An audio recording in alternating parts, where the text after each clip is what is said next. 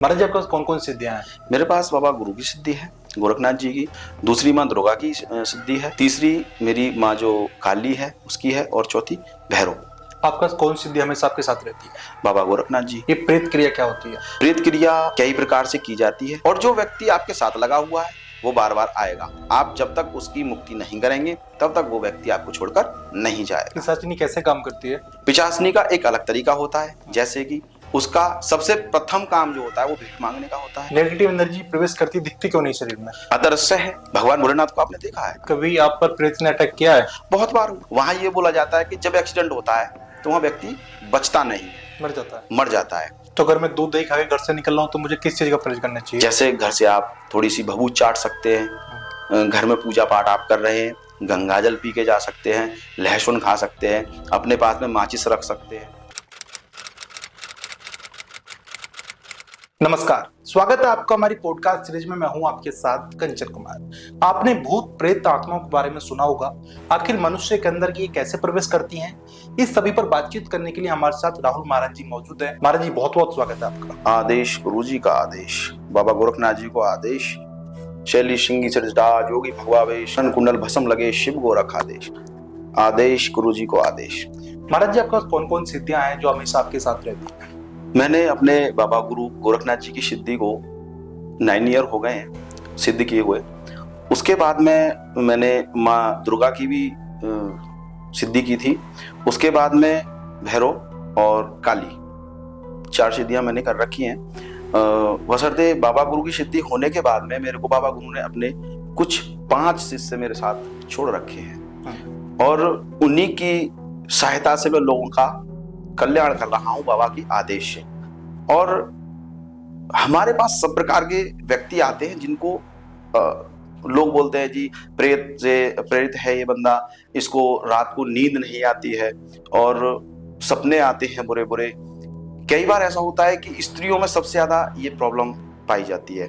जैसे शादी होने के काफी समय तक बच्चे नहीं हो रहे हैं, आप जाते हैं किसी डॉक्टर के पास, डॉक्टर के आपने 3 साल 4 साल 5 साल इलाज कराया।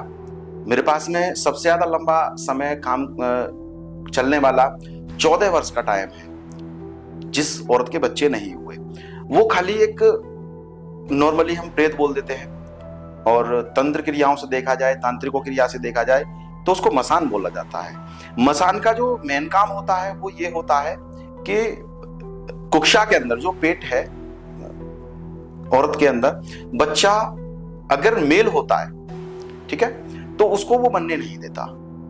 ज्यादातर समस्याएं आती हैं स्त्रियों को, 2 महीने का डिस्चार्ज हो गया, 3 महीने का डिस्चार्ज हो गया, 4 महीने का डिस्चार्ज हो गया, पूर्ण रूप से बच्चा नहीं हो पा रहा है। और उसी स्त्री के अगर बच्चा ठहरता है पेट में, और अगर वो बेटी होती है तो वो पूर्ण रूप से 9 महीने की होती है।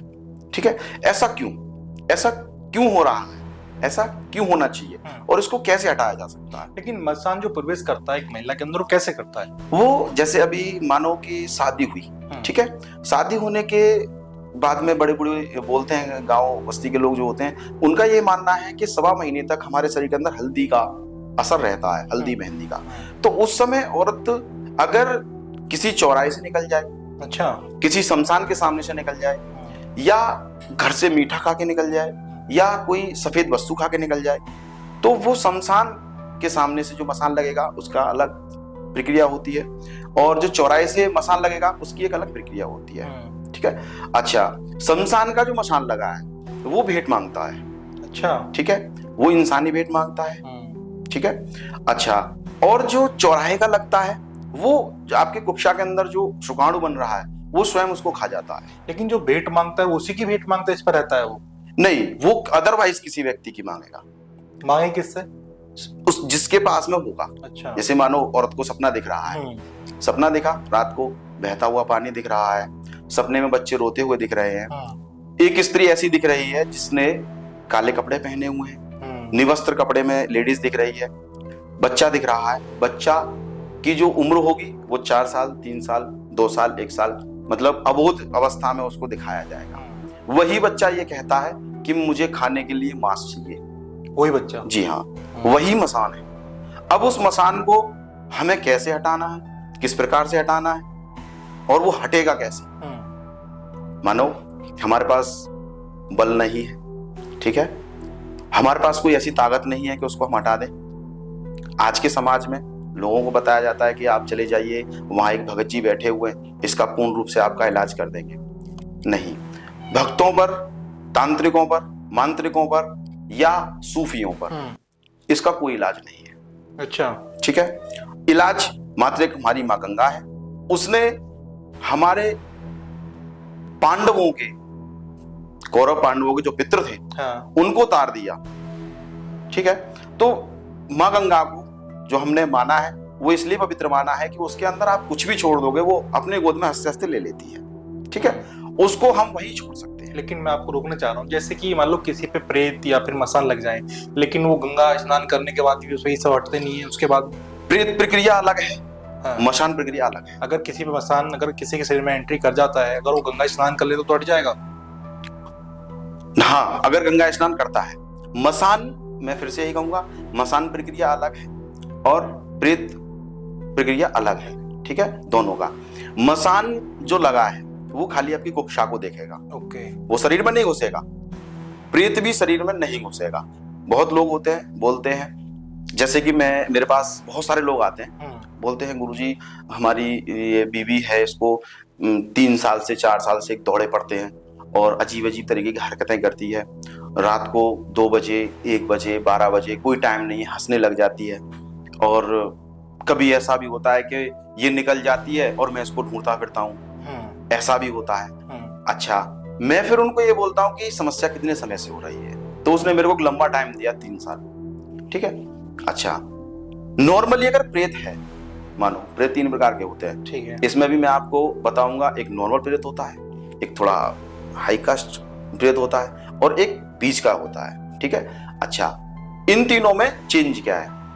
जो नॉर्मल बंदा है, ठीक है, वो कैसे लगा? लालच, मानो कि किसी को पानी प्यास लग रही थी, हाँ, और पानी नहीं पिया, एक्सीडेंट हो गया, वो खत्म हो जाता है, तो अकाल मृत्यु। अकाल मृत्यु। तब तक वो इसी तरीके से घूमेगा जब तक उसको प्यास नहीं बुझाती, उसकी प्यास नहीं बुझेगी। ठीक है, दूसरा, या फिर उसकी मुक्ति नहीं हो जाएगी।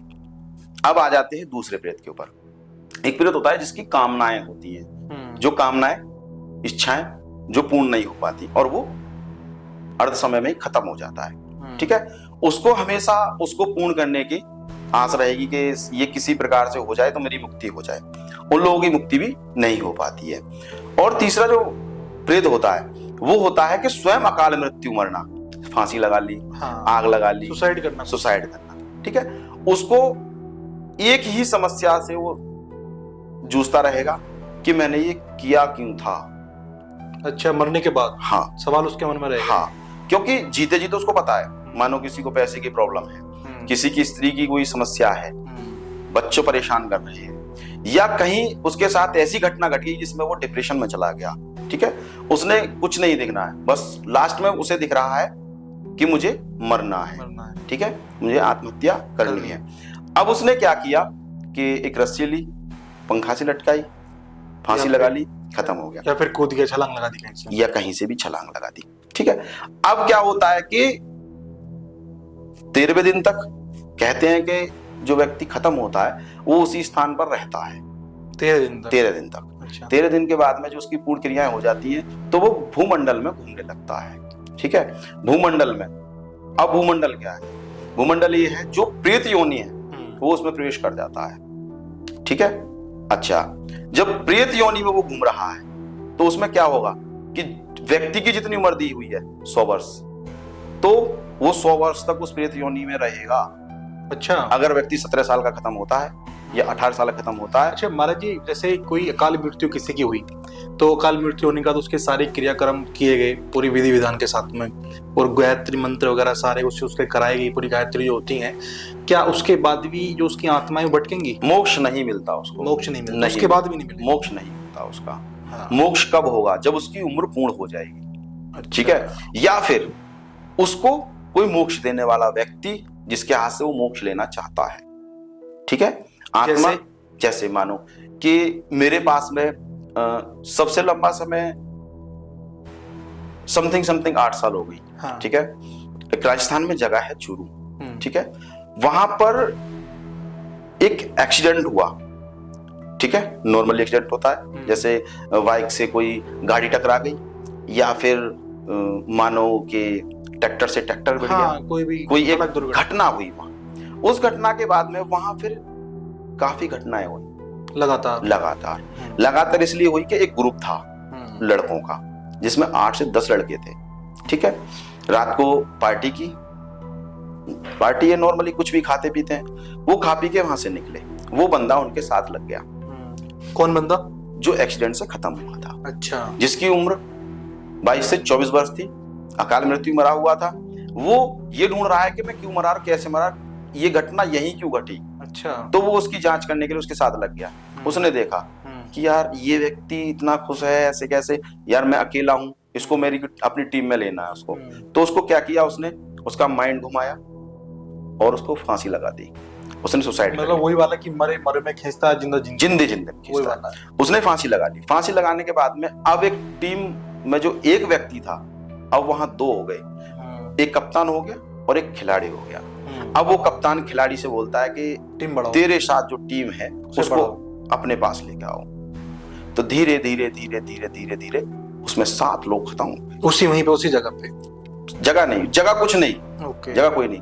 वो बोलता है कि हमें टीम बढ़ानी है, तो किसी को छत से कूदा दिया, किसी को पहाड़ से गिरा दिया, घूमने गए ऋषिकेश से ऊपर कहीं पहाड़ चढ़े हैं वहां से गिरा दिया, या छत से गिरा दिया। इस तरीके से 7 लोग वहां खत्म हो जाते हैं। अच्छा, एक साधु वहां पहुंचते हैं, बशर्ते मैं नहीं जानता, कोई अघोरी थे। तो वहां पहुंचते हैं, उन्होंने देखा कि माँ भिक्षा लेके आई, माँ ने भिक्षा डाला और माँ रोने लगी। माँ बोलती, साधु बोलते हैं, माँ तू क्यों रोई? कि मेरा 21 साल का लड़का था महाराज जी, अभी वो 15 दिन 20 दिन पहले खत्म हो गया। तो साधु को जब ये बात बताई, तो साधु है, सिद्धि है, उन्होंने अपना ध्यान लगाया और कहा कि माँ यहाँ तो काल घूम रहा है। अच्छा। स्वयं काल घूम रहा है, तो अब उस काल को कैसे रोका जाए? उन्होंने कहा, आप कह रहा मेरे कोई बस की नहीं है, मैं जिसके लिए घूम रहा हूं मुझे आज तक वो नहीं मिला जिसकी तुम बोल रही हो, क्योंकि इसको तो खाली महाकाल ही रोक सकता है, काल नहीं रोक पाएगा इसको। अब क्या किया जाए कि किसी ऐसे व्यक्ति को बुलाया जाए कि जो इसको कंट्रोल करे, इसको एक सही राह दिखाए, जो व्यक्ति जुड़ गए हैं उनको मुक्ति दिलाए और ये चीज रुक जाए, स्थायी हो जाए। उन्होंने उनसे काफी देर बात करने के बाद में उन्होंने जगह बताई, गोरखधाम। अच्छा, ठीक है, गोरख टीला गोगा धाम है, अपना हनुमानगढ़ जिला पड़ता है राजस्थान में। आप वहां चले जाइए, वहां जाने के बाद में आपको इसका कुछ ना कुछ समाधान मिल जाएगा। तो वो माँ, उनका जो हस्बैंड था, वो उनके 2 बच्चे और लोगों के जो साथ में घटना घटी थी, कुछ लोग वो महाराज जी के यहाँ पहुंच जाते हैं। वहां उनको महाराज जी मिलते हैं, बशर्ते जो रूपनाथ जी हैं 108 सिद्ध मेरे बाबा गुरु महाराज हैं, और उन्होंने वो भ्रमण पर गए हुए थे, तो उनको नाथ जी मिलते हैं जो उनके बाद से सारी चीजें देखते हैं। उनसे बोला कि इस तरीके की चीजें हैं, तो उन्होंने ये बोला कि हमारे पास समाधान है, मगर आप मंदिर में ले आओगे उनको, तो अगर वो हमारे साथ आ जाते हैं तो हम यहाँ उनका कर देंगे, बशर्ते इसका दूसरा कोई इलाज नहीं है। अब वो माँ वहीं बाबा गुरु के सामने बैठकर, मेरे गोरखनाथ जी के सामने बैठकर रोने लग जाती है मूर्ति के।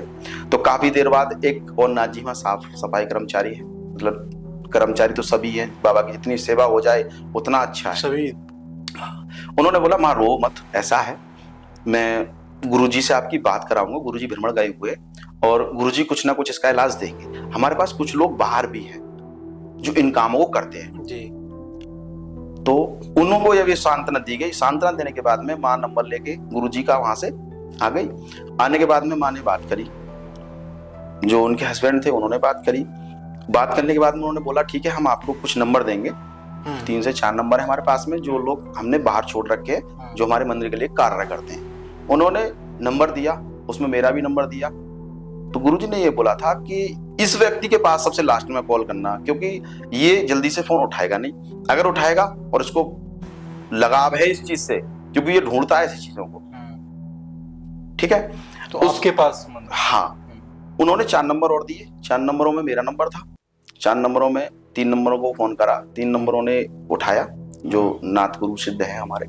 उन्होंने बोला देखो हमारे चीजें थोड़ी बस से बाहर है, क्योंकि हमारी एक स्टेज है कि हम 2 लोगों को कंट्रोल कर सकते हैं, 3 को कंट्रोल कर सकते हैं, 4 को कंट्रोल कर सकते हैं, 6 को कंट्रोल कर सकते हैं, मगर यहाँ तो जब काल घूम रहा है तो हम कैसे करेंगे। उन्होंने हाथ जोड़ लिए। फिर मेरे को फोन आता है, मेरे से बात हुई। मेरे से बात होने के बाद में जब उन्होंने चीज बताई तो मेरे को लगा कि यार किसी का जीवन अगर बच रहा है तो स्वयं जाना चाहिए। उन्होंने मुझे बुलाया, मैं गया यहाँ से। वहां पहुंचने के बाद मैंने चीजों को देखा तो वहां क्या था, पूरी एक मोहल्ले होते हैं गांव में, तो एक गली थी पूरी। उस गली में ही वो लोग लड़के सारे थे मरने सारे। वाले। हाँ जी। उसमें से अभी 3 लोग बचे हुए थे। उनको बचाना था। उनको बचाना था। अच्छा, हमारी कुछ एक प्रक्रिया होती है, अगर हमें कुछ वहां जाना है, हवन कराना है या हमें उन चीजों को मुक्ति दिलानी है तो हमें 9 दिन का एक पाठ कराना होता है, क्रिया होती है, वो करानी होती है। फिर 2 दिन की क्रिया होती है, फिर हम 14वें दिन वहां पहुंचते हैं। ठीक है, फिर हवन होगा। हवन होने के बाद में हम उन लोगों को बुलाएंगे वहां पर। ठीक है, उन लोगों को बुलाने के बाद में फिर उनकी हम मुक्ति करेंगे। ठीक है, अब क्या होता है कि मैं जाता हूं वहां, तो एक वहां मुखिया जी हैं, आज भी वहां नंबरदार मुखिया होते। तो मुखिया जी ने कहा कि गुरुजी नहीं आए, क्योंकि मेरी कोई उम्र नहीं है इस चीज को करने की। तो मेरे साथ लड़का था जो मेरे साथ रहता, चेला है, काम करता है बेचारा, करता है सेवा। तो उसने बोला कि आपके सामने गुरुजी बैठे हुए हैं। अच्छा। तो उन्होंने हाथ जोड़ के बोला हमें तो पता ही नहीं कि इतनी उम्र में अभी कुछ चीजें हो सकती हैं। तो मैंने कहा मुखिया जी मेरे को भी सौगात में मिली है, वैसे मेरी कोई उम्र है नहीं इस चीज की, बशर्ते कोई नहीं। उसके बाद में बोले क्या होगा, कैसे होगा। तो मुखिया जी ने कहा कि अगला नंबर मेरे बेटे का है, क्योंकि मेरे को बोल दिया गया है। अच्छा, पहले से ही मतलब उन्हें मिल गया मैसेज। जी हाँ, क्योंकि किसी के पास वो गए। किसी के पास, किसके पास गए, जो वो साधु आया था। अच्छा, क्योंकि माता ने ये बोला कि माँ तू जिसको बचाना चाह रही है ना, वो अगला लड़का मुखिया का है। अब बताइए, जब पहले से मैसेज मिल गया तो मुखिया जी का जो एक इकलौता लड़का है, तो यहाँ क्या हो रहा होगा। मुखिया जी बोले भाई साम दाम दंड भेद कुछ भी लगाओ, बच्चे को बचाओ, 2 बच्चे और बच जाएंगे, 7 खत्म हो गए, कोई दिक्कत नहीं है। उसके बाद में क्या होता है कि मैं जब वहां पहुंचता हूँ तो मेरे को एक जगह रोक दिया जाता है, कहते आप रात को रुकिए, कल आपका हवन है, पूजा का सारा सामान वो लोग लेके आ जाते हैं। मैं बैठा हुआ हूँ, रात को मैंने भजन करा। हमारी कुछ क्रियाएं सोने से पहले हमें करनी होती हैं, अगर हम नहीं करेंगे तो हमको भी वो अपनी पार्टी में निकाल देंगे, ले जाएंगे। अच्छा, ले जाएंगे, पार्टी में ले जाएंगे, क्योंकि जिंदा जिंदे में खींचता, मरा मरे में खींचता। अभी आपने बोला वही चीज उसको किया। करने के बाद में हम लोग लेटे, वो बंदा आके खड़ा हो गया कि तुम आए तो हो, मगर अच्छा, तुम जाओगे कैसे। तो हमने कहा जब हम आए तो जाएंगे भी। कोई नहीं, हम बैठ गए। सुते ही एक ऐसी चीज अंदर से निकल के खड़ी हुई उसके सामने, बोले अभी तो तुझे ले जाऊं, बाकी तुम औरों को देख लूंगा। उस लड़के के सामने, क्योंकि बाबा गुरु कृपा से, आशीर्वाद से जब मेरे को कुछ चीज दी तो उसका कुछ ना कुछ तो प्रयोग होगा। हाँ बिल्कुल, ठीक है। अच्छा, हमें सोने से पहले क्या करना होता है कि हम 4 वीर अपने चारों कोनों पे खड़े करते हैं और एक शिराने खड़ा करते हैं कि ऐसा ना हो कि मुंडी काट ले जाए। खतरा है, काम कर रहे हैं, लोगों को बचा रहे हैं, क्योंकि अच्छे काम करने वाले लोगों को जिंदा नहीं रहना होता, वो चले जाते हैं। जो बुरा कर रहे हैं वो जमे हुए आगे बढ़ रहे हैं। ठीक है, अभी बात आ जाती है कि मुखिया जी ने मुझसे बोला कैसे करोगे। मैंने उनको बोला कि काम करो, इन 3 लड़कों को धाम में पहुंचा दो आप। ठीक है, और इनको वहां पहुंचाने के बाद में ये वहां 3 दिन सेवा करेंगे। ठीक है, 3 दिन सेवा होने के बाद में अब क्या होगा कि जब तक मैं इनको नहीं बोलूंगा तब तक ये धाम से बाहर नहीं निकलेंगे। वहां हवन होता है। हवन होने के बाद में सारी चीजें आती हैं, सारे कुछ प्रक्रियाएं हमारी होती है, वो हमने कराई। कराने के बाद में सर्वप्रथम उसी व्यक्ति को मैंने बुलाया कि जो सबको एक टोरा कर रहा था। अच्छा, कप्तान वहीं बुला लिया आपने? हाँ, जैसे मानो कि आप फौज में लड़ाई कर रहे हो है और कप्तान को गोली लग जाए तो सेना अपना भाग जाती है, भाग जाती है। तो उसको मैंने बुलाया, गोला लगाया, उसकी मुक्ति हो गई। अच्छा, ठीक है। वो हाथ जोड़ के बोलता है ठीक है मेरी मुक्ति हो गई है, मैं जा रहा हूँ। उसके बाद में फिर जो 7 लोग और थे उनको धीरे धीरे धीरे मुक्ति कराई। मुक्ति कराने के बाद में अब जो वहां के मुखिया जी थे वो क्या कहते हैं, महाराज हम 3 दिन पहले से आपको जाने नहीं देंगे, क्यों आपने 5 दिन का हमें टाइम दिया है। हाँ। अगर 3 दिन में हमारा लड़का खत्म हो गया फिर कैसे होगा। मैंने कि मुखिया जी मेरे को और भी काम होते हैं, आप जैसे लोग और भी मेरा इंतजार करते हैं, आप बताइए। कह रहे नहीं। मैंने कि ठीक है कोई दिक्कत नहीं। हम वहां रहे 3 दिन और 3 दिन बाद उनका बेटा और वो जो और 2 बच्चे थे वो भी आए और कुछ उनको लगा कि हाँ कोई चीज है, तो उन्होंने हमसे बोला कि आप बताइए क्या किया जाए। मैंने कि ऐसा है बाबा गुरु कृपा से जो हुआ है, जहाँ ये हवन हुआ है वहां एक मंदिर बनना चाहिए मेरे बाबा गुरु का। उन्होंने कहा ठीक है। उन्होंने उसको 200 गज जगह दी मुखिया जी ने, और वहां मंदिर बना सबकी सहमति से, सबके सहयोग से मंदिर का निर्माण हुआ। आज वहां सब कुछ अच्छा है और उनके बच्चों की शादियां हुई, मुझे बुलाया गया, सम्मान दिया जाता है। अच्छा, मैं बाबा गुरु की सिद्धि जब की, सिद्धि 2 तरीके से की जाती है और उसको 2 प्रकार के लिए किया जाता है। जैसे सर्वप्रथम सिद्धि की, सामने आके बैठा सामने वाला, उसको बोलते हैं मुझे धन दौलत चाहिए, ऐशो आराम चाहिए, बंगला चाहिए, गाड़ी चाहिए। कितने समय के लिए शक्ति आपके पास आई? बहुत पहले बात तो आएगी नहीं अगर इस तरह से आपकी नियत शुरू आई, तथास्तु हो गया। ठीक है, आई और गई। हमने सिद्धि की, हमारे गुरु मेरे पिता थे, उन्होंने एक बात कही थी कि जिसके साथ बाबा गुरु होगा उसके पास धन भी होगा, धैर्य भी होगा और तुम्हारा नाम ही बढ़ेगा। मैंने कहा ठीक है। मैंने सिद्धि की, बाबा आगे बैठे सामने। क्या चेहरा था मेरे उस गुरु का, देखने लायक कि शायद ही मतलब आज भी रूह कपकपा जाती है बताने में। तो जब बाबा गुरु सामने बैठे, बोल क्या मांगता है? मैंने कि बाबा आपका आशीर्वाद मांगता हूं। अच्छा। दूसरी बार बोला क्या मांगता है? बाबा मैं आपका साथ मांगता हूं। तीसरी बार बोला क्या मांगता है? मैंने बाबा जहां मैं बैठा हूं मुझे आप वहां आके बस मेरे साथ खड़े हो जाना। तो तथास्तु, कल्याण होगा तेरा। हमने सिद्धि कर ली।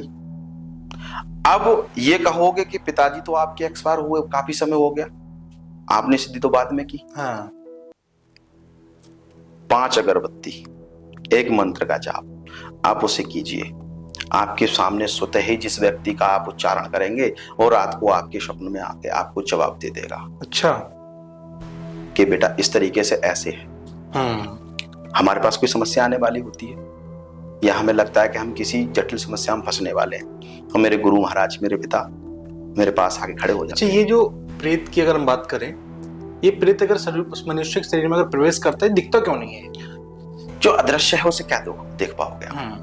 जैसे मैंने सिद्धि की, ठीक है, मेरे को आशीर्वाद मिला, बाबा ने बोला कि तूने मुझसे कुछ नहीं मांगा, मैं तेरे साथ 5 पीर छोड़ देता हूं, जब तेरे को जरूरत होगी तब इनका आप प्रयोग करना, ठीक है, और जहां तू बुलाएगा मैं वहां खड़ा भी हूँ। तो आज मैं बाबा की कृपा से आज ये सब काम कर रहा हूँ। मानो कि काल को रोकने के लिए महाकाल को बुला के वहां खड़ा कर दिया, तो ये बाबा गुरु तो है, आदिशिव बाबा गोरखनाथ है। अच्छा, अब आ जाती है प्रेत की। कुछ लोग बोलते हैं कि व्यक्ति के अंदर प्रेत वास करते हैं, ठीक है, आया खेल रहा है। कहीं आपने देखा भी होगा, कहीं ऐसी जगह आप गए भी होंगे, मंदिरों में भी जाते रहते हैं कि कोई बंदा है या लेडीज है, वो खेल रही है, उसको अपने शरीर का कोई होश नहीं है, ठीक है। अच्छा, हिंदू धर्म में मंदिर को इतना शुद्ध बोला गया है, वहां प्रेत कैसे जाएगा? लेकिन मंदिरों में भी प्रेत खूब मैंने देखा है अपनी आंखों से। जाते हैं, जाते हैं, वो बंध जाते हैं। जो प्रेत बंध जाता है, जहां आप जाओगे वो वहां जाएगा। अच्छा, हाँ जी। लेकिन ये तो धार्मिक स्थल है ना, मंदिर है, तो उसमें तो एंट्री नहीं करनी चाहिए उसको। नहीं चाहिए। जैसे अब मानो सालासर बालाजी है, ठीक है, मानो अपना मेहंदीपुर बालाजी है, वहां सारा काम प्रेतों को छुड़ाने का होता है। ना से रोग हरे सब पीरा, जप धर्मत वीरा, इतने से छोटे से 2 वर्डों से व्यक्ति के शरीर के रोग खत्म हो जाते हैं। अगर नित्य क्रिया से नहाते समय थोड़ी सी हल्दी डाल ले, और नहाते नहाए, टाइम। हाँ, शरीर का कितना भी जटिल, कितनी बड़ी समस्या हो, वो तुरंत निकल जाएगी। लेकिन हल्दी का तो वैसे बोलते हैं ना कि हल्दी लगा के बाहर नहीं जाना चाहिए, आप नहाने की मैंने बात कर क्या रहे बोला, चुटकी भर, मानो हैं। चुटकी भर, उसको हमने शुद्ध किया है जल को, ठीक है, और इस मंत्र का आप जाप करते रहिए, उससे नहाइए, बिल्कुल शरीर स्वस्थ हो जाएगा। अच्छा, इसका इलाज क्या है अगर मान लो किसी के शरीर में प्रवेश करता है प्रेत? प्रेत को, उसमें 2 से 3 तरीके की प्रक्रिया हैं। जैसे एक माँ गंगा हो गई, दूसरा कि कुछ लोग उनको अपने पास रखने के लिए कि ये हमारा कुछ काम कर दे। जैसे मानो कि मेरे पास कोई चीज आ गई, मेरे को लगा यार पड़ोसी का कुछ आइटम मेरे पास आ जाए, खाने का कुछ करना ना पड़े, पैसे आ जाए, किसी की चोरी हो जाए, धन बना रहे, हाँ, दुरुपयोग के लिए उसको रोक लिया। उसने मांगा मेरे को 5 तरीके की मिठाई आप खिलाते रहो, मैं तुम्हारे लिए पैसे लाता रहूंगा। तो वो बंदा वो क्यों भेजेगा उसको? उसको 5 तरीके की मिठाई कितने रुपए की, 80 रुपए की, 100 रुपए की, और लाखों का काम करके ला रहा है, तो वो क्यों छोड़ेगा? ठीक है। अच्छा, एक प्रेत वो होता है कि खाली वो समस्या पैदा करता है। उसको छुड़ाने के लिए कहाँ जाते हैं लोग? बालाजी जाएंगे, सालासर जाएंगे और गोरखधाम जाएंगे। आजकल एक महाराज जी चल रहे हैं हमारे, धीरेन्द्र शास्त्री जी, वहां भी ये चीजें हो रही हैं, कर रहे हैं, और बालाजी की बड़ी असीम कृपा है, मैंने देखा है उनको, मैं गया भी हूँ, और बहुत अच्छा तेज है उनका। अच्छा, प्रेत को 2 तरीके से हम हटा सकते हैं, या तो उसकी मुक्ति करके, या फिर उसकी मुक्ति का साधन ढूंढकर। वो जाएगा तभी जब उसकी मुक्ति हो जाएगी। आप उसको हटाइए, चला जाएगा, 10 मिनट बाद फिर आ जाएगा, चला जाएगा, फिर आ जाएगा।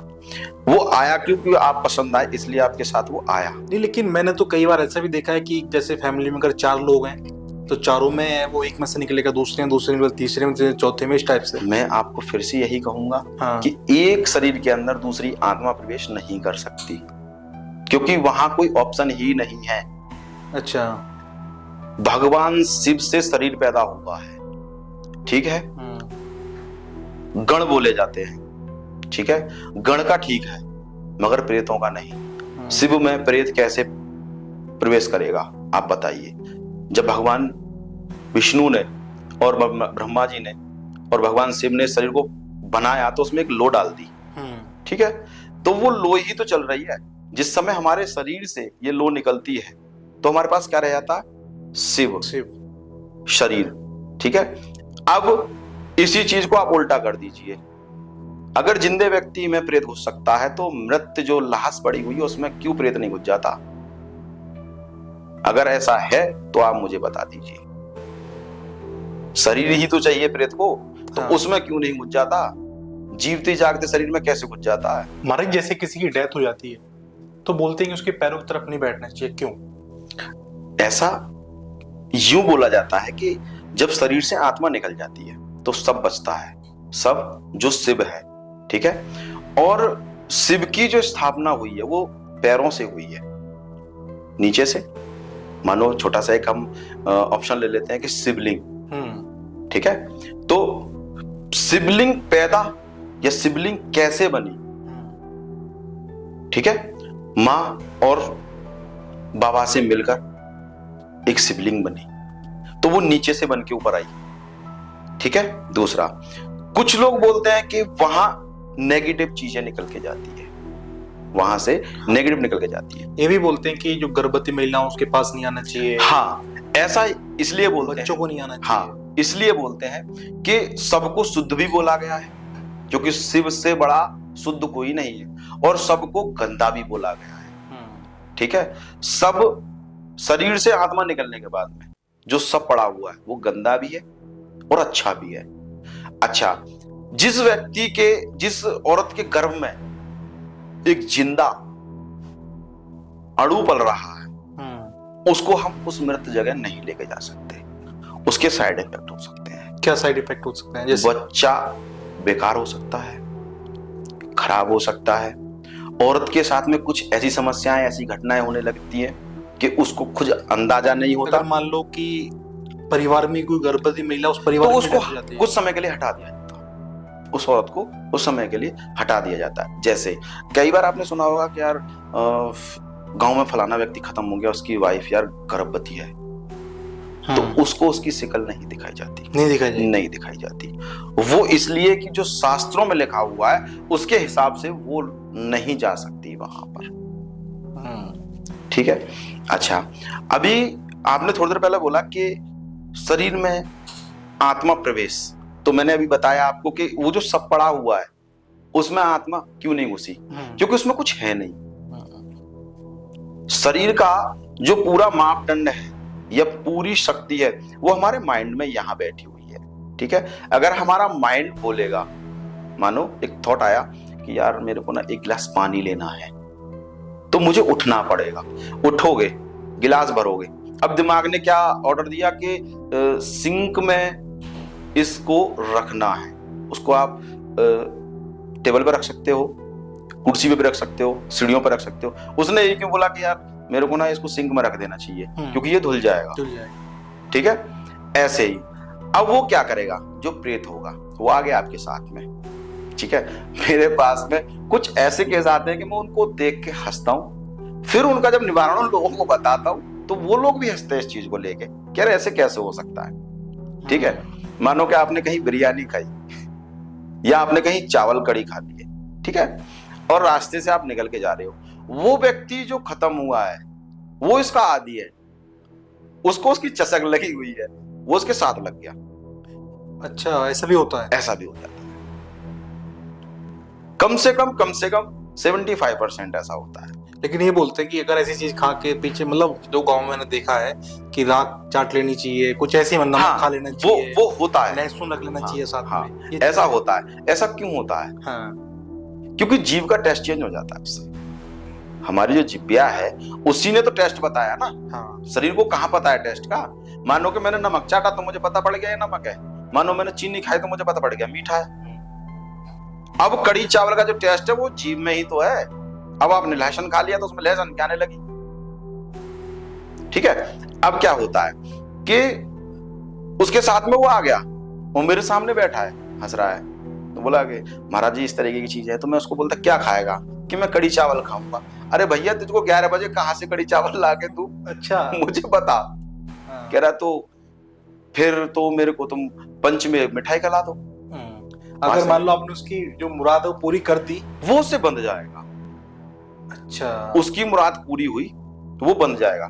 जिस व्यक्ति के ऊपर वो आ रहा है, जिस व्यक्ति के ऊपर वो आ रहा है, अगर उस व्यक्ति को ये पता पड़ जाता है कि मैं इसको खिलाऊंगा और ये मेरा काम करेगा, फिर वो किसी के पास ना जाएगा। वो तो सीधा बोलेगा कि 5 तरीके की मिठाई खा और मेरा फलाना काम कर ला, काम होगा। हाँ जी, और होगा। जैसे यार मानो मेरा खेत नहीं जुत रहा, भाई रात रात मुझे खेत जोतना, 5 मिठाई खिलाऊंगा मुझे, खेत जुत जाएगा। होता है। कुछ लोग बोलते हैं कि प्रेत होते नहीं, ये भी तो बोलते हैं कि नहीं, मैं तो मैंने जिंद के बारे में सुना है कि जिन से अगर दोस्ती हो जाए तो बहुत अच्छा होता है, माला माल कर देता है। वही चीजें हैं। जिन है क्या? मशान को जिन बोल सकते हो आप। एक होती है माया। माया क्या बताता हूं कि बड़े बूढ़े बोलते थे कि जमीन के अंदर कुछ घड़े, सोने के सिक्के या असरफिया या मोहरें या उनको सोने की कुछ वस्तुएं उसके अंदर रखी होती थी, वो आपके घर आ जाती है किसी कोने में। आपके फादर हैं, मेन मुखिया मम्मी है, उनको वो सपना दिखाई देगा कि मैं माया हूं, मुझे आप निकाल लीजिए। ठीक है। माया 2 तरीके की होती है, एक होती है पॉजिटिव और एक होती है नेगेटिव।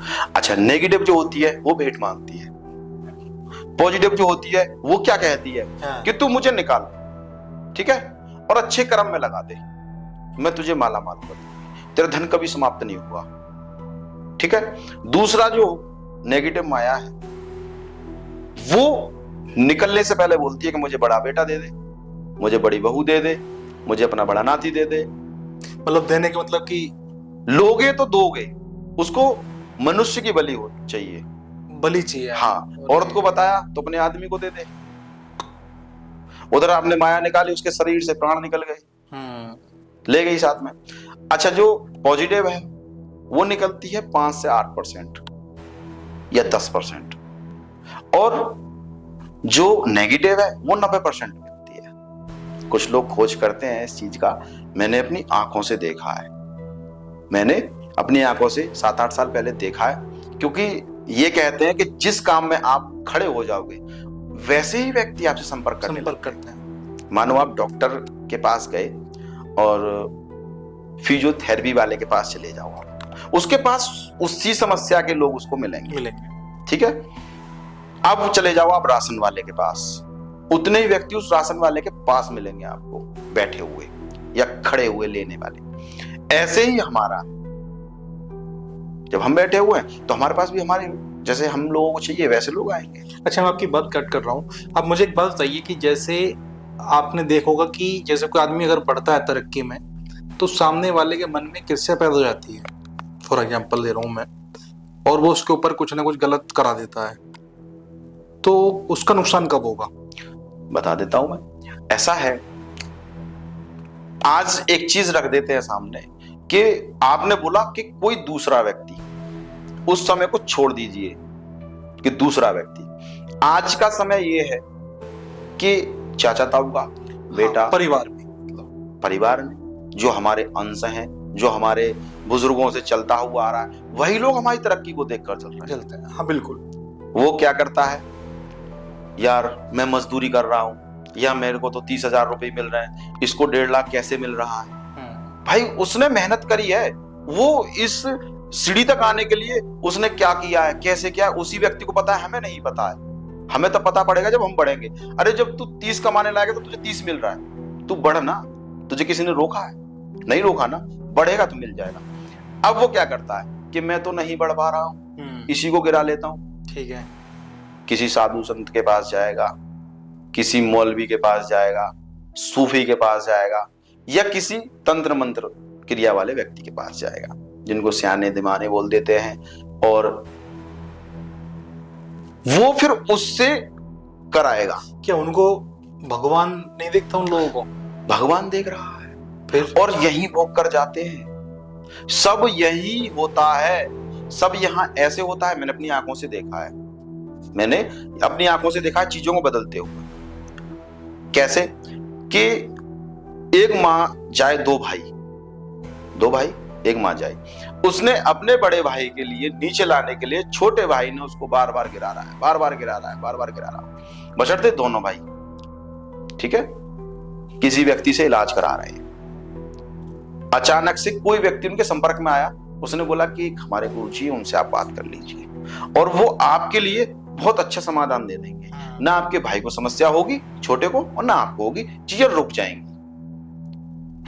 वो व्यक्ति मेरे पास आके मिलता है, मुझसे बोलता है कि गुरुजी मेरी 1.5 लाख तनख्वाह है, और मैं इतना परेशान हूं कि वो पैसा आता उससे पहले चला जाता है।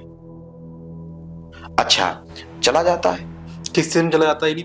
वो पता नहीं ना उसको। उसने बोला कि वो कैसे जा रहा है मुझे नहीं पता, बीमारी में जा रहा है, या कुछ और समस्या बन गई, या घर परिवार में कुछ ऐसी व्यवस्थाएं खराब होती चली गई कि वो पैसा नहीं दिख रहा है, या उसका डिमोशन हो गया, प्रमोशन नहीं हुआ, उसका डिमोशन हो गया, क्योंकि जो व्यक्ति आगे बढ़ने वाला वो पीछे आ गया, 1 लाख पे आ गया, फिर 60,000 पे आ गया, फिर 30,000 पे आ गया। जब वो 30,000 पे आ गया तो उसने करना बंद कर दिया, रुक गया, मेरे लेवल का, अब ये मेरे लेवल का हो गया। ये मैंने अपनी आंखों से देखा है।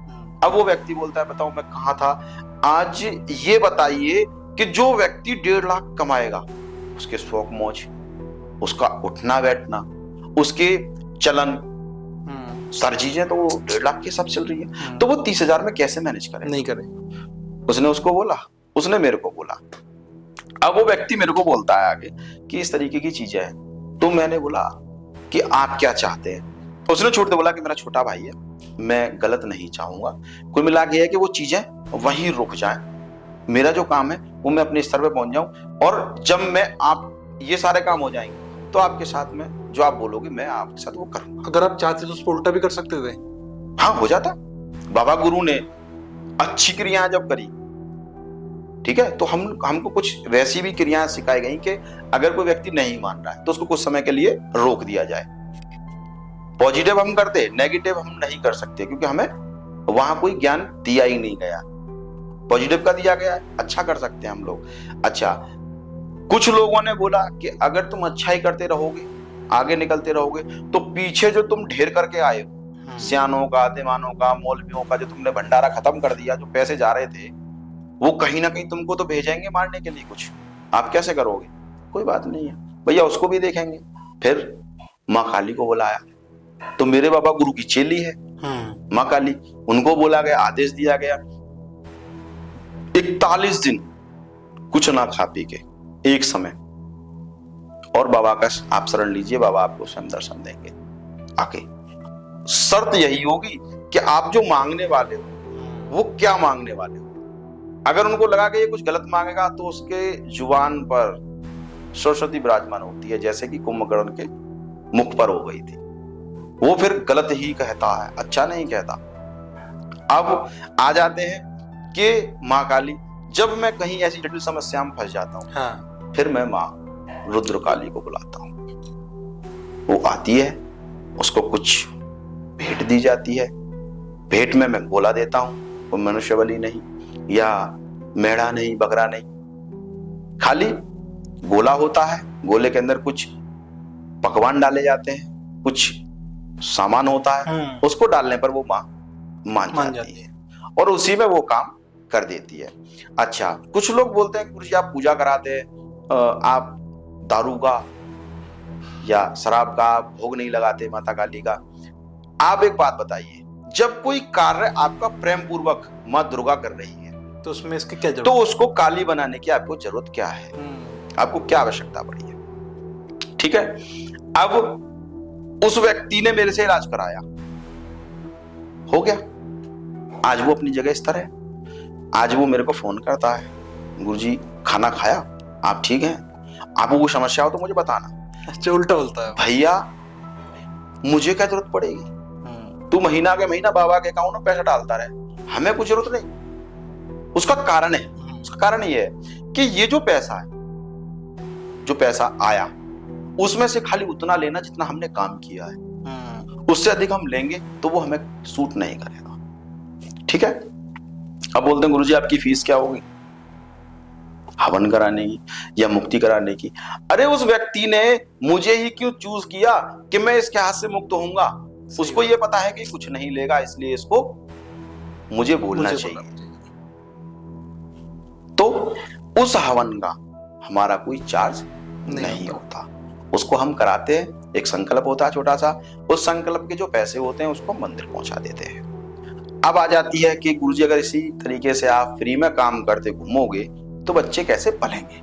वो ऐसे पलेंगे कि जब वो व्यक्ति हमारे पास आता है तो हम उसके सामने एक टर्म कंडीशन रख देते हैं कि भाई अगर तेरा काम होता है, ठीक है, काम हुआ, हवन हो गया, तेरी क्रियाएं सब पूर्ण हो गई, तो तू जो खुश होके हमको दान करेगा गुरुवर तौर पे, गुरु गद्दी बैठे गुरु तौर पे हमें तू जो पैसा देगा या जो हमें दक्षिणा देगा या कपड़े लत्ते देगा, हम उसे सिर माथे लेंगे, उससे हमारी कोई तय नहीं, वो हमें देता है। मानो कि किसी व्यक्ति का नॉर्मल है कि 1 करोड़ रुपए का नुकसान हुआ और उसकी कुछ समय हमारे भरपाई हो जाती है, तो उसके तो 1 करोड़ चले गए थे ना।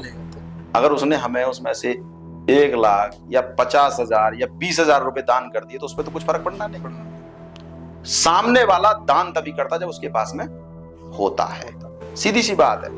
अच्छा, अब आ जाते हैं कि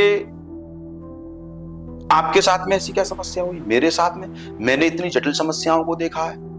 आप तो ये सब काम करते हो, समस्या काम जरूर करना पड़ता होगा इन्हीं चीजों में। अच्छा, एक भैया है हमारे, एक शहर है पास में, वहां के रहने वाले हैं, वो किसी के जरिए मेरे पास आए, क्योंकि कहते हैं अच्छाई की चैन बहुत बड़ी होती है, कहीं ना कहीं कोई ना व्यक्ति, एक व्यक्ति टकरा जाता है। वो उससे टकराया, उसने, उस व्यक्ति ने उस आदमी को बोला कि यार ऐसी ऐसी चीजें हैं, तो तू एक बार हमारे गुरुजी से मिलके देख। मगर भाई एक काम करना, उनका शरीर या उम्र देख के एक तो हंसना नहीं, हंसना मत और अंदाजा मत लगाना, क्योंकि जो उनको पदवी दे दी गई है वो बहुत कम उम्र में दे दी गई है, बहुत कम उम्र में मिल गई है। मगर भाई क्रिया ऐसी है उनके पास में कि एक बार में सटीक काम होता है। उनका ठीक है। वो व्यक्ति मेरे को फोन करता है कि भैया गुरुजी ऐसा बात है, मैं इस तरीके से बोल रहा हूँ और मेरे को आपसे मिलना है। तो मैं उनको एक समय देता हूँ, मैंने भैया मैं आपको 2 दिन बाद मिलता हूँ, बशर्ते मेरे पास समय नहीं था। वो ढूंढता हुआ व्यक्ति मेरे को मेरे रहवास पर आ जाता है जहां मैं रह रहा हूँ। उस व्यक्ति ने मेरे सामने चीजें रखी।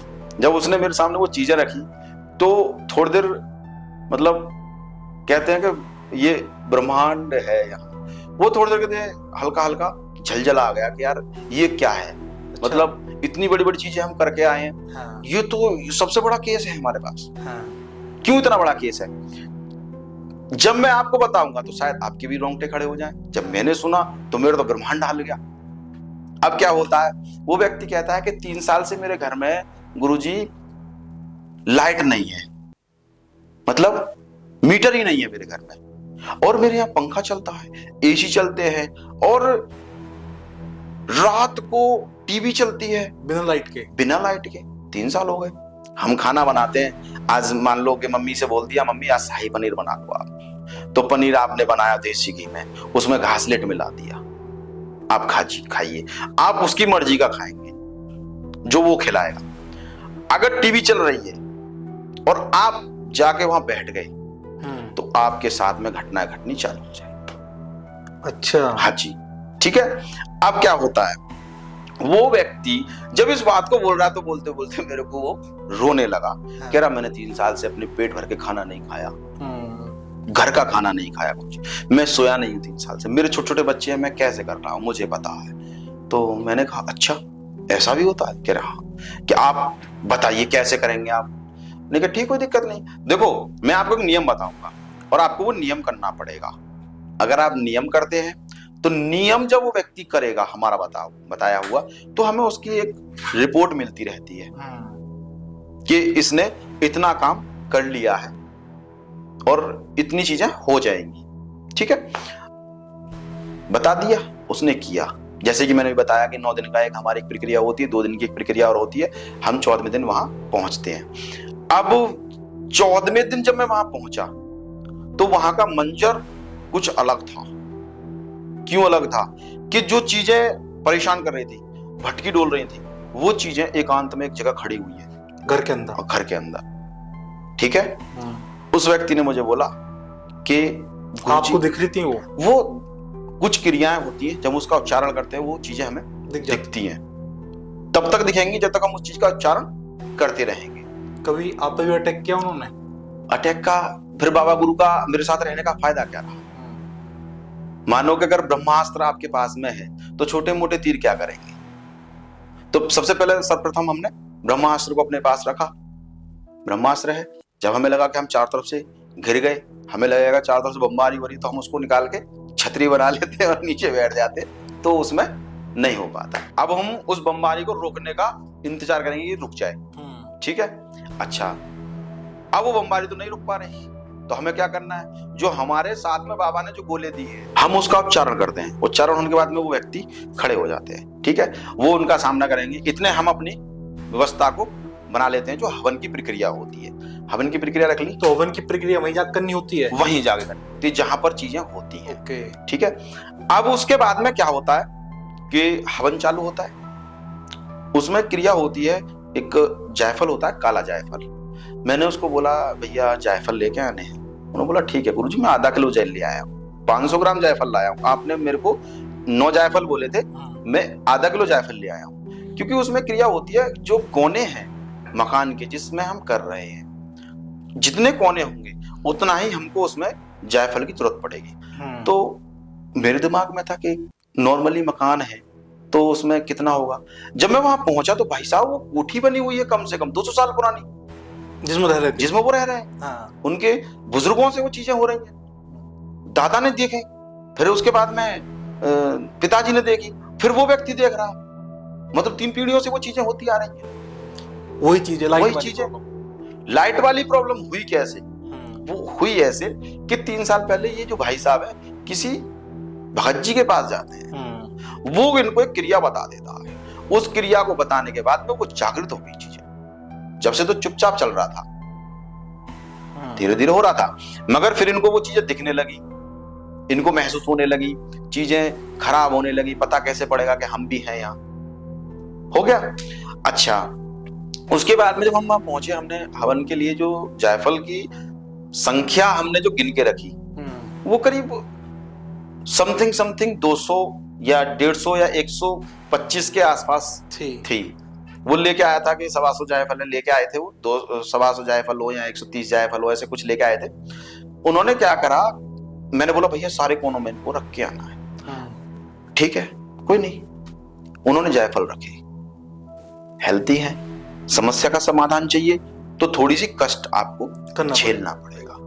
उन्होंने उस हर एक कोने में उसको जायफल को रखा। जायफल रखने के बाद में क्या होता है कि जब हमारी आहुतियां हो जाती हैं तो एक पूर्ण आहुति होती है गोले की, एक नारियल होता है, और जो हमने जायफल कोने में रखवाए हैं उसको मैंने बोला भैया आप ले आइए। वो लेने गए, वो 500 ग्राम जायफल समथिंग 1 किलो हो गए अपने आप ऑटोमेटिक। हाँ जी, 200 जायफल से प्लस जायफल वो हो गए। अब वो जायफल ले आए। मैं बोला मैंने भैया ये छोटी पिन्नी थी, ये बड़ी कैसे हो गई? बोले गुरुजी छोटी पिन्नी तो ये पड़ी, मैं तो ये ले गया था कि कहीं ऐसा ना हो कि उठाने में गिर जाए, तो ये भी भर गई। मैंने कहा अच्छा। और गुरुजी एक जायफल और रह गया। मैंने कहा कि देखो वहां खटखटा रहा है, तो मैंने कहा लेके आओ। खटखटा रहा है मतलब आवाज कर रहा है। मैंने कहा लेके आओ।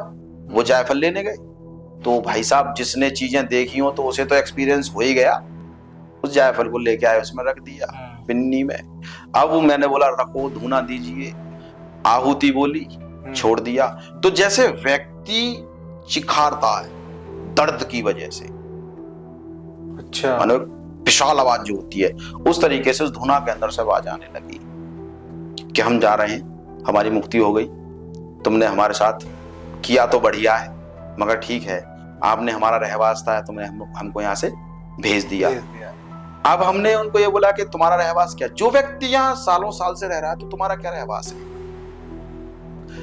मेन पार्टी, उन्होंने एंट्री कैसे करी उसमें? मेन पार्टी एक स्त्री थी, अच्छा, जिसने उन सबको जोड़ा। वो कोई और नहीं था, इन्हीं के घर के व्यक्ति जो खत्म हुए थे, दादा, परदादा, भाई साहब, भैया, चाचा ताऊ के जो फैमिली के लोग थे, पूरी खानदान जिसको बोलते हैं, वो सब जुड़े हुए थे। कुछ लोग बाहर से भी आए हुए थे। उस औरत ने इन सबको इकट्ठा कर दिया। वो मरी गलती से, मगर जिस व्यक्ति से वो गलती से मरी, उसने ये गलत काम कर दिया कि उसको उस मकान के जस्ट बीचों बीच गाड़ दिया,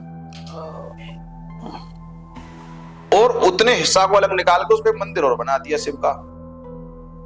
भगवान भोलेनाथ है भाई साहब, प्रेतों के तो दाता है, जहां हाथ जोड़े तुरंत पिघल जाता है, भोलेनाथ। उन्होंने तुरंत आदेश दिया कि चलो भैया जो करना कर लो। तो उनके ही वो व्यक्ति घूम रहे थे आसपास, घूम रहे थे, मुक्ति को कोई मिला नहीं। अच्छा, मेरा कोई निजी मामला तो था नहीं, या मेरे को कोई एक्सपीरियंस नहीं है इस चीज का कि जी मुझे इसकी मुक्ति करनी है, मानोगे? अच्छा, जो हमें मिला हुआ है सौगात में, और सौगात में ये मिला हुआ है कि अगर परमात्मा ने किसी किस्मत को लिख दिया है, ठीक है, उस किस्मत के जरिए अगर वो व्यक्ति चल रहा है और गड्ढे की तरफ जा रहा है, और बाबा गुरु कृपा से वो अगर हमारे पास आ जाता है, बाबा गुरु के शरणों में चलकर आ जाता है, तो उसकी किस्मत को दोबारा पलटा जा सकता है। अच्छा, मेरा एक सवाल ये है कि जैसे तांत्रिक होते हैं, ये किसी पर गलत करते हैं, कोई करवाता है यानी, तो ये तांत्रिक को कब भोगना पड़ता है? ये कब भोगना पड़ता है? उसकी एक समय होता है, जैसे कि उम्र सबसे पहले इफेक्ट पड़ती है। जो शक्तियां हमारे पास में है, या जो सिद्धियां हमारे पास में है, या पॉजिटिव है, नेगेटिव है, वो हमारे उम्र समतुल्य काम करती है।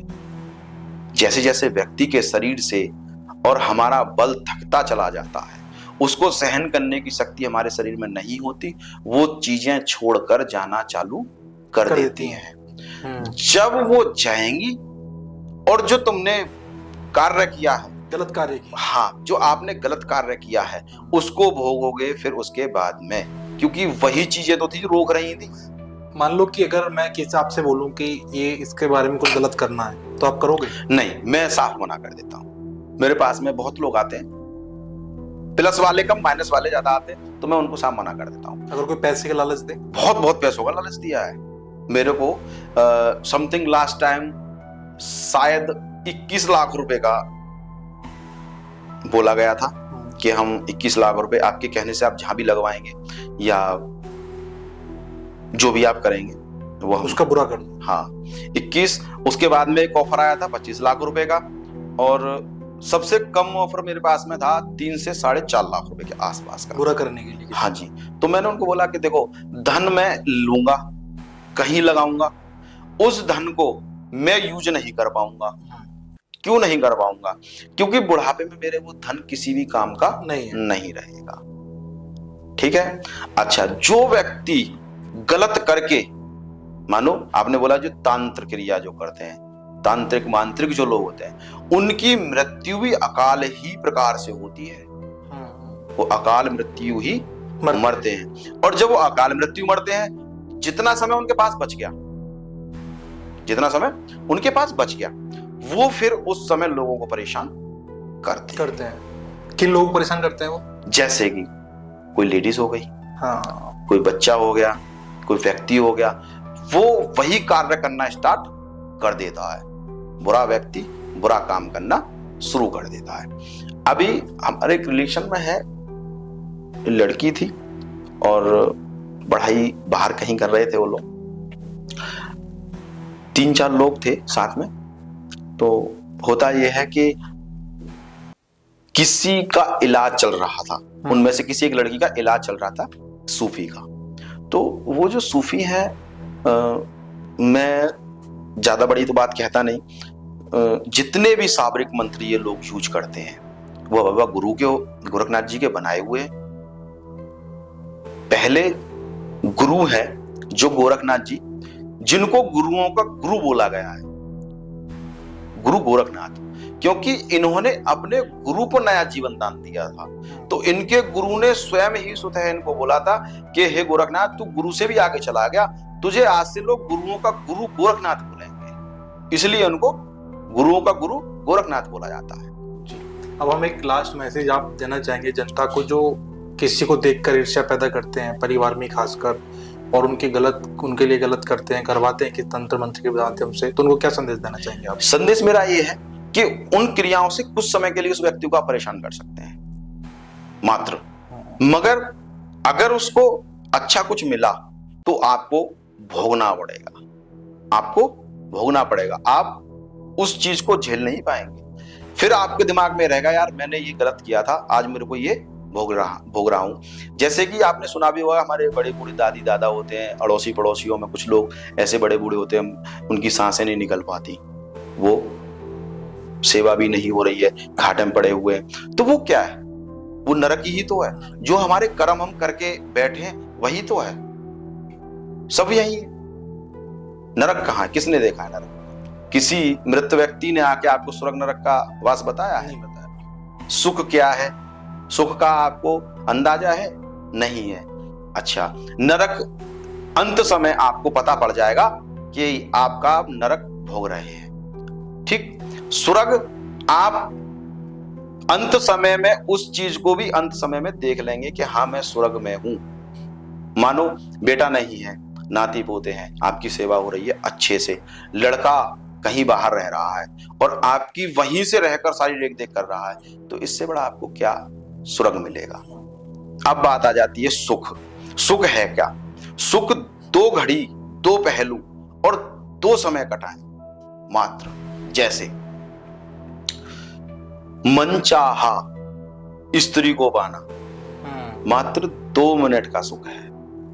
उसके बाद में आपके संतान नहीं हो रही है, ठीक है, आप दुखी हैं, परेशान हैं, और आपके संतान हो जाती है, ठीक है, आपको इतनी खुशी होगी, इतना सुख प्रदान होगा मात्र 2 समय के लिए। उसके बाद में वही औलाद आपकी चांद में जब जूते मारेगा, फिर आपको दुख होगा। तो सुख कहां चला गया? कुछ समय के लिए आया ना, पैसा आया आपके पास, लक्ष्मी जी बैठी हुई हैं, ओहो मेरे तो यार 3 करोड़ का था मामला, 5 करोड़ आ गए, सुख हो गया। अब क्या होता है, रेट बढ़ जाती है, 5 वो चले गए, 3 और तुम्हारे पास रखे थे वो भी चले गए, कितनी देर के लिए सुख आया? थोड़ी देर के लिए। तो सुख का कोई पता नहीं, सुख दुख दो भाई, सुख 2 मिनट का और दुख तो भैया जीवन भर का है। आप झेलते रहोगे तो आगे चलते रहोगे, ठीक है। अच्छा, जो व्यक्ति बुरा कर रहा है, मानो पड़ोसी ही है और पड़ोसी का ही गलत सोच रहा है, तो वो उस पड़ोसी का गलत नहीं कर रहा, वो अपना खुद का गलत कर रहा है। उसका गलत नहीं है, उसका अपना गलत हो रहा है। तो अब मैं तो यही सलाह दूंगा कि थोड़ा है तो थोड़े में खुश रहिए, ज्यादा है तो ज्यादा में खुश रहिए। किसी के दूसरे के खाने को, किसी के ऐशो आराम को या किसी की बढ़ती हुई तरक्की से आप परेशान ना हो। बहुत बहुत धन्यवाद, आपने अपना टाइम दिया। जय बाबा, आदेश। ऐसी दिलचस्प पॉडकास्ट देखने के लिए आप हमारे चैनल को लाइक करें, शेयर करें, कमेंट करना ना भूलें। धन्यवाद।